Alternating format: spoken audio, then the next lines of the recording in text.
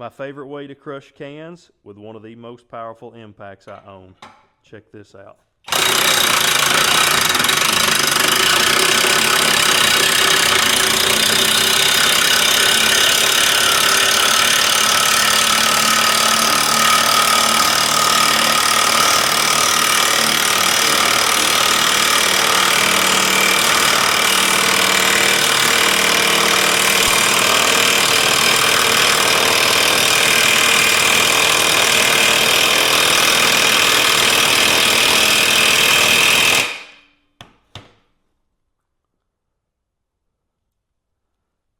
Quite flat.